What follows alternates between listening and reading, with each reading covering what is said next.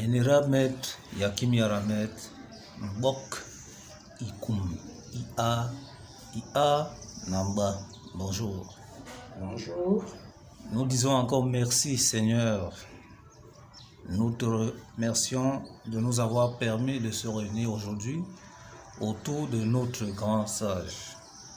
Vénérable Maître, nous revenons vers vous avec un nouveau questionnaire et on s'est arrêté sur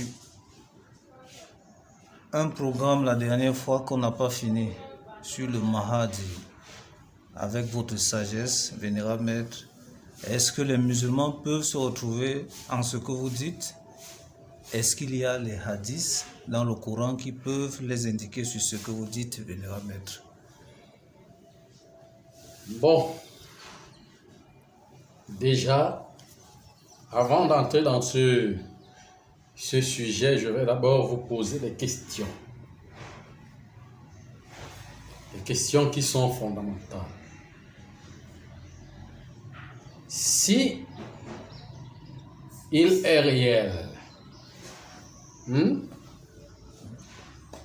qu'il y a un homme qui s'appelle Moïse, ou qui s'appelle Moïse, il revient là aujourd'hui, où il est là aujourd'hui, qu'il doit conduire,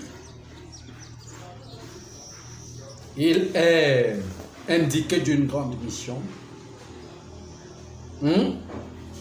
Que va-t-il faire?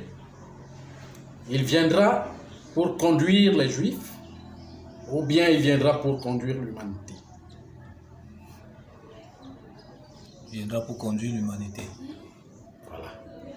S'il y a un homme là, qui revient là maintenant, en tant qu'il était, si c'est réellement dans le code cosmique vérifié, qui se pointe là maintenant, qui s'appelle Mohamed, dans le temps ancien, est-ce qu'il viendra pour conduire les musulmans et l'islam, ou il viendra pour le monde entier? Naturellement pour le monde entier. S'il y a donc un homme là comme Jésus, comme on le dit, est-ce qu'il viendra pour les chrétiens ou pour l'humanité? Pour l'humanité. Bon, maintenant, quand vous prenez le Coran, la Torah et la Bible, c'est la même chose. Si et seulement si vous prenez la Torah des Juifs et le Coran des musulmans, vous allez trouver que c'est la même chose. Ça veut dire que l'un a repris la même histoire qui regardait tout le monde. Ou bien, c'est la même histoire mais reproduite sur des contes différents, sur des légendes, sur des contes à des différents niveaux. Vous voyez, dans des poésies, la poésie ne s'arrête pas. Mais toutes les poésies expliquent la même chose, quelle qu'en soit. C'est pour cela qu'on parle du principe de l'universalité. Vous voyez, moi plus particulièrement, je travaille avec l'angle de, comment je peux appeler ça, du programme primordial. De façon que j'ai un langage ancien. Je peux parler, ça veut dire que je parle à l'univers. Je parle avec l'univers. Imprégné de l'univers. La cellule qui est impliquée de l'univers. Parlant de l'universalité. Donc je parle à toute l'humanité. Vous voyez, quand on parle du Mahadi, c'est le même nom, comme quand les Juifs parlent du Messie. C'est le même nom, comme les chrétiens et le christianisme parle du Christ. Vous voyez, c'est le même nom que le bouddhisme parle de Siddhartha Gautama, l'Inde parle de l'autre, comment on appelle,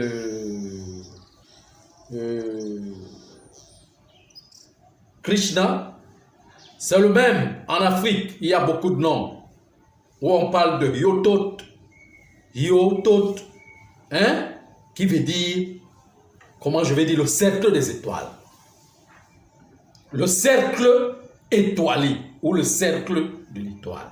L'étoile du cercle. L'étoile. Quand on parle cercle de l'étoile, ça veut dire que, comment je vais dire, on parle de l'univers, du centre de l'univers, des globes, des cosmos.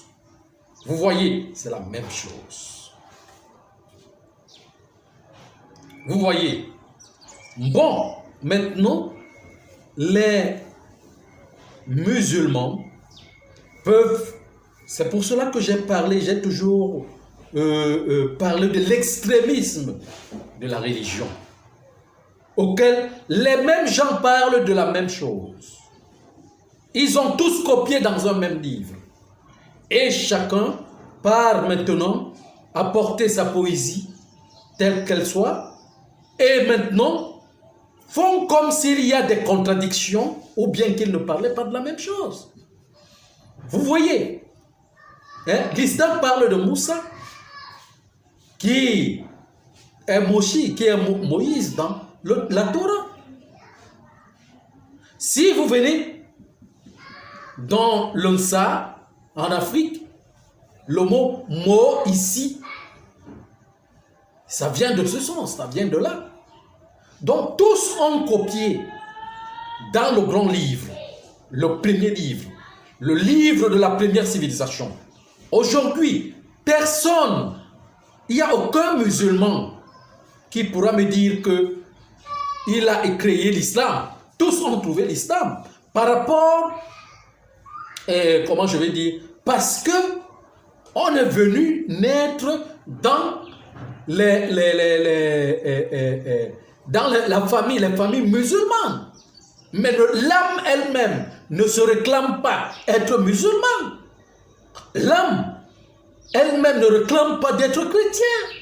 L'âme elle-même ne se réclame pas d'être juif ou dans le judaïsme.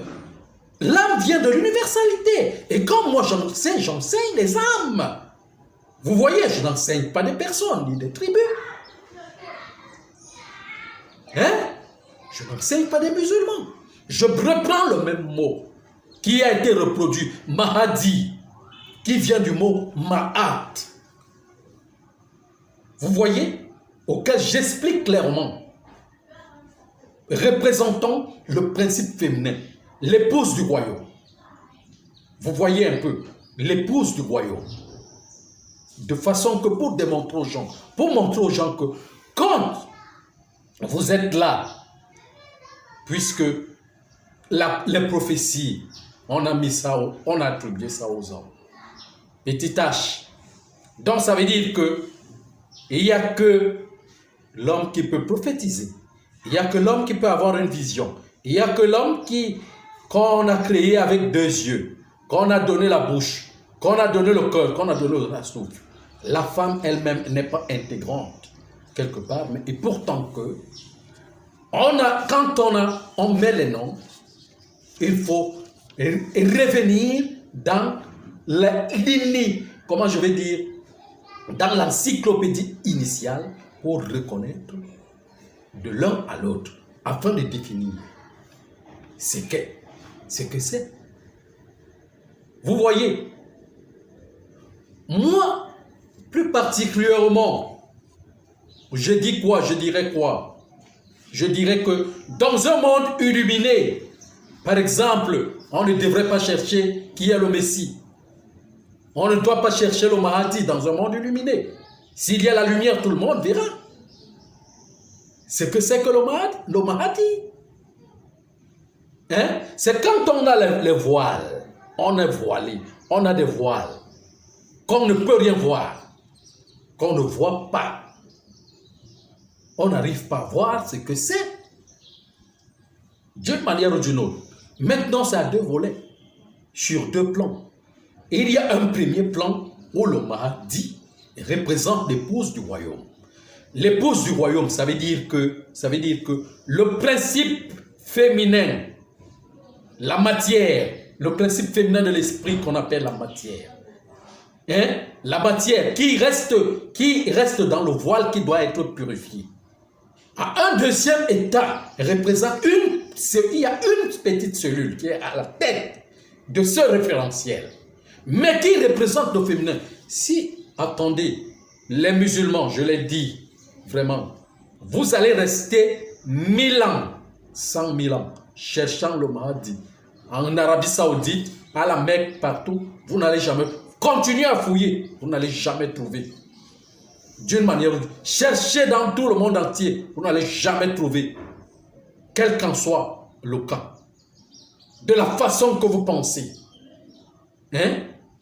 Mais, ce que je vous explique, c'est qui est à la tête, c'est lui qui est à la tête. À la tête du Mahdi. Excusez-moi de vous le dire, là aujourd'hui, en tant que, comment je vais dire, conducteur qui va conduire, hein, n'est même pas, est de la féminité, n'est même pas masculin, n'est même pas un homme. Vous voyez, et vous allez voir ce que je suis en train de vous dire. C'est le Mahdi que les Égyptiens ont appelé le phénix. Le phénix, quand on parle du phénix, le phénix représente quoi? Il représente l'ascension de l'humanité. Représente l'élévation de l'humanité. Hein? L'oiseau qui se retrouve au milieu des poussins qui doit voler. Quand le phénix forme les ailes, déjà étant petit qu'il forme les ailes, il s'élève. Et quand il s'élève, on parle de l'ascension. L'humanité s'élève. Donc, le dévoilement du Mahdi, c'est la déchirure du voile. La déchirure du voile de l'humanité afin que l'humanité commence à voir le secret. Je vais vous dire quelque chose. Hein? Pourquoi Mohammed, le prophète Mohammed, a donc parlé beaucoup de la lune? Pourquoi il indiquait la lune? La lune croissante. Et les musulmans comptent beaucoup plus le calendrier lunaire plus que le calendrier solaire. Mais la lune représente quoi? La féminité. Hein? Le soleil représente la masculinité de l'univers et la lune représente la féminité. Déjà, il faut d'abord voir à ce niveau parce que il y a un détail, un secret là-dedans. La lune, je dis bien, représente la féminité. La femme, vous voyez, quand vous respectez le calendrier lunaire, vous suivez le calendrier lunaire, parce que le calendrier qui conduit le temps est double. Il y a le calendrier solaire et le calendrier lunaire. C'est les deux calendriers qui contrôlent le temps. Vous voyez, quand maintenant vous suivez beaucoup plus l'indication du calendrier lunaire, c'est que vous suivez le principe féminin de la vie. Et ça exprime sur le nom même. Sur le nom même, ce nom même, Mahdi. Dans ce nom, on trouve les noms comme... En tout cas, il y a des choses que je ne peux pas entrer dans les détails pour vous expliquer.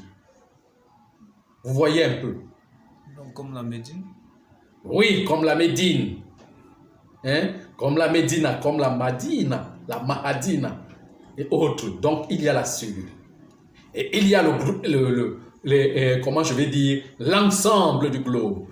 La cellule qui conduit l'ensemble. Parce qu'un humain ne représente qu'une cellule dans le cosmos, sur la planète. Vous voyez un peu. Quand on parle d'un humain, d'un seul, on ne parle pas de la Mahadi, on parle de la Mahadina. Tu vois un peu le plus petit. Et quand on parle de la Mahadi, c'est du Mahdi, c'est qu'on est en train de parler de l'ensemble de la planète. Vous voyez, ce n'est pas une histoire qui va conduire sur le monde, qui viendra conduire les musulmans. Toutes ces personnes, toutes ces localités traditionnelles et religieuses ont axé toutes ces choses dans leurs principes et les ont, comment je vais dire, les ont stigmatisés sur les religions, disant que quand le Mahdi n'est que musulman, il viendra seulement conduire les musulmans. Comme les Juifs aussi attendent le Messie qui viendra seulement conduire. D'ailleurs, ils ont mis un positionnement d'une terre quelque part qu'on appelle Israël, où il y a même déjà, on a indiqué le temple, là où le Messie viendra. Mais j'ai expliqué ce que c'est que le Messie. C'est la même chose que les musulmans entendent. Il n'y a pas de principe de l'universalité dans tous ces gens-là. C'est au moins, je pense que peut-être encore, peut-être c'est le christianisme qui essaye d'essayer de localiser, d'imposer Jésus dans l'ensemble. Qui essaie d'imposer Jésus dans l'ensemble. Vous voyez un peu. Et maintenant, regardez quelque chose, je vais vous dire quelque chose qui est réel. Les chrétiens, il est rare que vous trouvez que les chrétiens rêvent du symbole, parce que j'appelle ça symbole, du symbole de Mohammed, du symbole de Moïse. Ils rêvent souvent du symbole de Jésus. Mais il est évident que les musulmans rêvent du symbole de Jésus. Et même les juifs.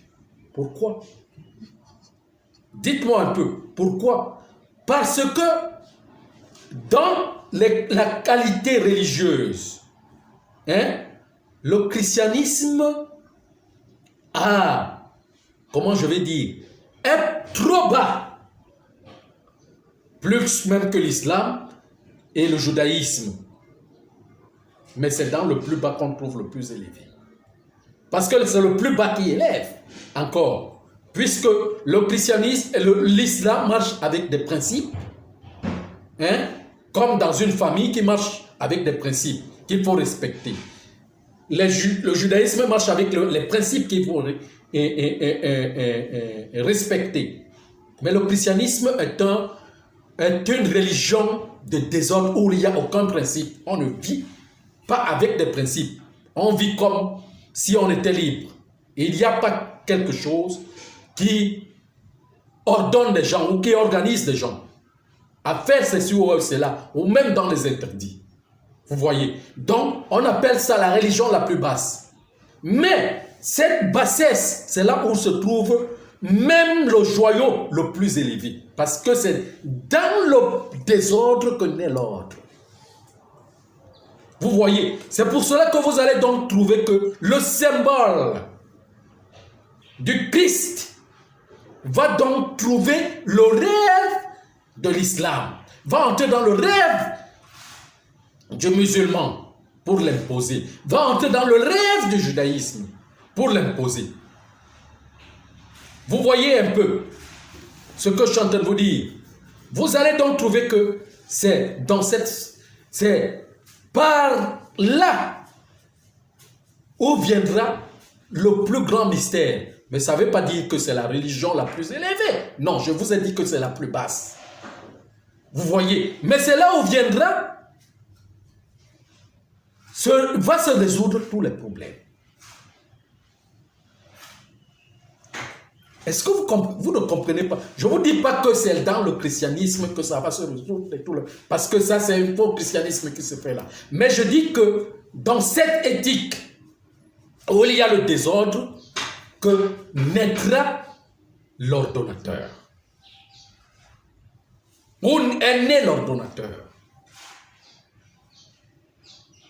Vous voyez? Donc quand moi je parle du Mahdi, je ne parle pas aux musulmans. Je parle à l'universalité. J'explique le mot pour tout le monde. Vous voyez, pour la recherche de, comment je vais dire, du Messie, du Mahdi, comment je vais dire, du Messie, du Mahdi, oui, du grand monarque, tous se sont rencontrés, tous sont en train de se rencontrer sur le même point. En disant que ce soit le grand monarque, que ce soit le Messie, que ce soit le Mahdi, c'est la même personne. C'est la même personne. Vous voyez, c'est l'étendue de l'universalité. On parle de la même chose. Donc si et seulement si vous parlez du Mahdi, c'est que vous êtes en train de parler du Messie. Alors vous pouvez apporter le même langage. Qui parle du Messie et qui parle, ça va directement s'adresser au Mahdi. Vous voyez un peu, ça va directement s'adresser au Christ. Vous voyez, mais seulement, il faut que l'explication soit fondamentale. Il faut que l'explication soit fondamentale. Donc, quand je parlais du voile, ou bien quand je parle du voile du Mahdi, je parle de l'ensemble. Je l'explique maintenant. Je parle de l'ensemble de l'humanité qui règne dans le ténèbre, auquel il n'y a pas de lumière, qui est capable de voir la réalité et la vérité, le chemin.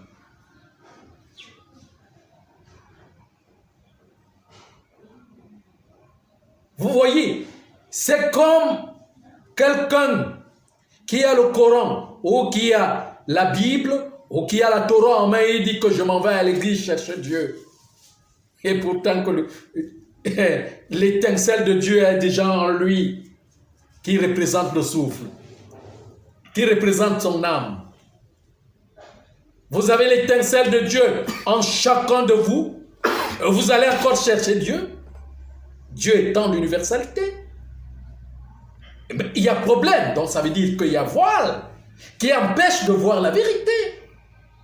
Et réellement, de façon que ce n'est pas quelque chose qu'on ira chercher à la Mecque, ce n'est pas quelque chose qu'on ira chercher en France, ce n'est pas quelque chose qu'on ira chercher là, par-ci, par-là, mais c'est quelque chose qui est à l'intérieur de nous, de chacun de nous, auquel le voile primordial doit se déchirer à partir du centre, afin que tout le monde commence à s'illuminer. C'est ça qu'on appelle le phénix, qui s'élève, l'envol, l'ascension.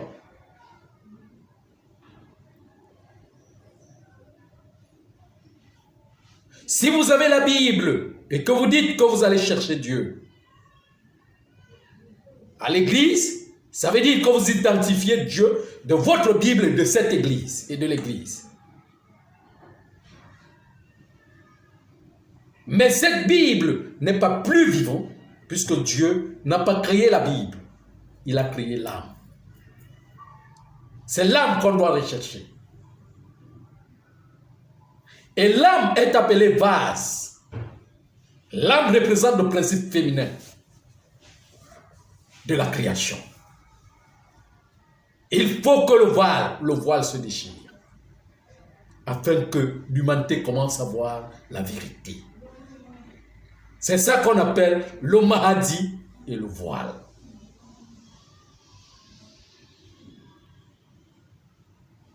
Donc le Mahdi représente l'âme divine qui est voilée de l'âme humaine qui est dans les ténèbres.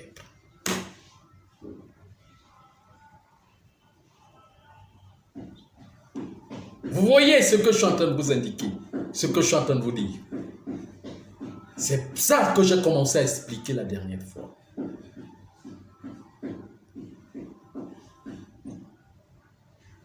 Vous voyez? Donc c'est ça. Alors nous allons dans un grand mystère. je peux vous dire certaines choses, beaucoup de choses, mais le moment n'est pas encore arrivé. Parce que d'ici peu, l'oiseau prend l'envol. L'oiseau prend l'envol à 40 ans. Bon. Vous avez des questions? Oui, Vénérable Maître, vous dites l'oiseau prend l'envol à 40 ans. Je vais vous expliquer avec le temps. Vous voyez, je vais vous expliquer cela. Si je vous renvoie à quelque chose, nous allons faire ça dans une autre vidéo. Encore d'autres questions? Oui, Vénérable Maître, la dernière fois, vous avez parlé de la nécessité du voile dans l'islam et vous avez dit que c'est l'aspect de l'homme, petit h, qui rend la femme petit f très douce, très dure. Oui. Et que la femme est douce si l'homme l'amène dans la douceur. Vénérable Maître, c'est un thème un peu... Faudrait que vous nous en parlez une fois de plus. Que la femme est, je comprends pas. C'est l'aspect de l'homme qui rend la femme dure, très dure. Oui. Et que la femme est douce si l'homme l'amène dans la douceur. Bien sûr. Bon, quand vous regardez l'homme, petit h sur le plan physique, l'homme chez les humains, il a combien d'orifixes? 9 orifixes. La femme en a 12. Ça veut dire que la plus âgée, c'est la femme. Et maintenant, quand on regarde dans l'expression, l'expression de ce terme, parle de quoi? Parle de la partie humaine de l'âme et la partie divine. La partie divine, faisant le cycle 12, la partie humaine est faite du cycle 9. Et le cycle 9, c'est le masculin. Et le féminin, c'est le cycle 12. Vous voyez ce que je suis en train de vous expliquer. Et alors donc, le cycle 9 représente le voile. Ça veut dire que c'est lui qui est dans les recherches. Il cherche quelque chose qui est à côté de lui. Bon, mais c'est la même chose que votre Bible vous dit. Parlant de la création du mystère.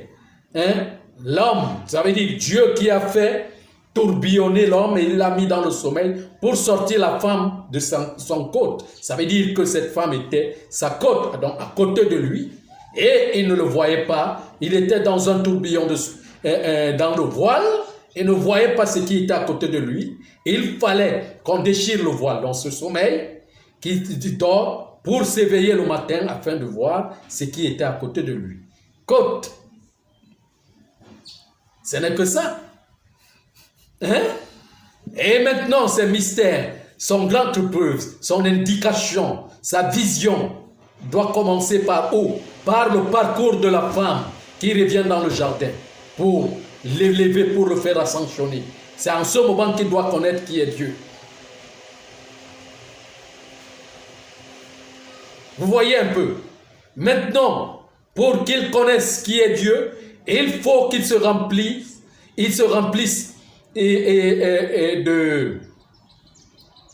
de l'amour. Ça veut dire que l'amour vient de la douceur. Pour créer l'amour en soi, il faut commencer à être doux. Doux en toutes choses.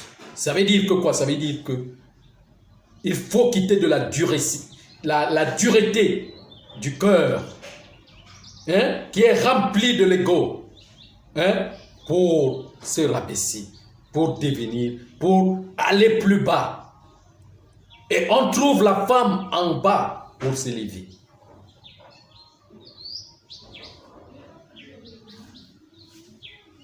Vous voyez un peu? Voilà. Ça m'amène à vous dire quelque chose, à vous parler quelque chose. Qu'est-ce que c'est que le bas monde? Le bas monde.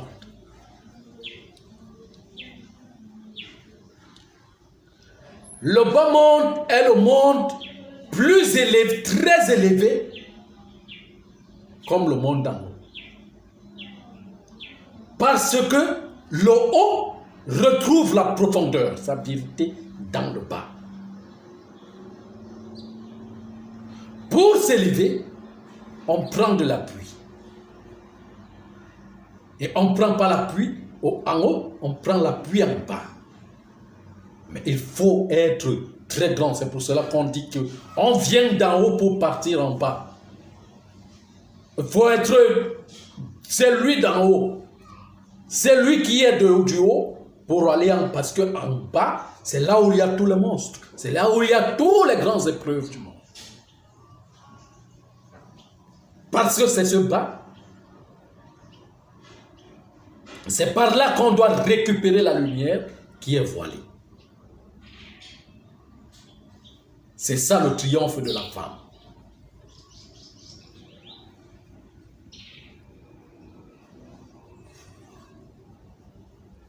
Vous comprenez ce que je suis en train de vous dire?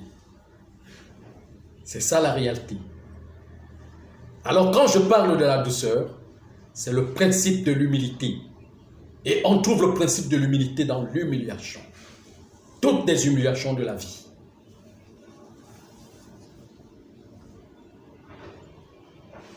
Vous voyez? Toutes les humiliations de la vie. Il est dit que le Messie vient du bas et non d'en haut. Je vous l'explique tout à l'heure. Encore une autre question? Oui, vénérable maître. Vous avez parlé de l'ego et j'aimerais vous demander qu'est-ce qu'on peut qualifier de l'estime personnelle? C'est quoi l'estime personnelle, vénérable maître? En quoi, par exemple? Parce qu'il faut que je comprenne. Il faut que je comprenne ça. Ouais, peut-être, par exemple, vénérable maître, quand tu travailles chez ton patron, Oui. ton boss, et à un certain niveau, il veut tellement vous rabaisser, et après vous dites peut-être à votre collègue que mon estime personnelle, personne ne le touche. Si quelqu'un le touche, j'ai des gammes. Bon, on peut qualifier de l'estime personnelle. Est-ce que l'estime personnelle est qualifiée? On peut dire que l'estime personnelle, c'est l'humilité ou bien... Bon, le problème est que l'un exprime l'ego, l'autre aussi exprime l'ego. C'est pas ça qu'on appelle l'estime personnelle. On peut avoir son estime personnelle en se rabaissant. L'estime personnelle réside dans le cœur et pas non dans l'estime personnelle réside dans la sincérité. Si et seulement si vous êtes dans l'honnêteté réelle et la sincérité, c'est là où tourne l'estime personnelle. Mais si vous êtes dans les faussetés, vous ne pouvez pas, vous avez, c'est que vous avez cassé, vous avez banni votre estime personnelle. Quel qu'en soit, que vous soyez dans quel genre de contexte, vous avez déjà banni votre estime personnelle.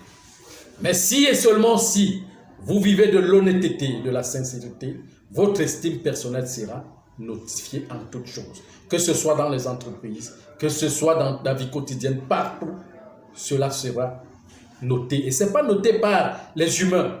L'estime personnelle, l'estime de soi, c'est son estime, c'est sa propriété. On ne veut pas gâcher son être. On ne veut pas porter les dettes. On ne veut pas, comment je vais dire, causer du tort aux autres. On ne veut pas bloquer les autres. On ne veut pas faire aux autres ce qu'on ne veut pas qu'on nous fasse. C'est ça l'estime personnelle. Mais l'estime personnelle n'est pas du fait que quelqu'un, ou bien même quelqu'un t'a insulté, il faut obligatoirement, ou t'a piétiné, il faut obligatoirement le montrer que tu es un homme, ou bien tu es aussi grand. Non, c'est pas ça l'estime personnelle. Tout se joue dans l'honnêteté. Ça veut dire que, étant honnête, étant sincère, on vous persécute avec votre sincérité et votre honnêteté. Il faut que votre honnêteté et votre sincérité vous amènent vous-même vers le triomphe et que les autres ne l'acceptent pas. Vous ne faites pas ça pour des autres, mais vous faites ça pour vous-même. Vous voyez un peu ce que je suis en train de dire. Donc c'est ça qu'on appelle l'estime personnelle. La sincérité et l'honnêteté, marcher dans la vérité.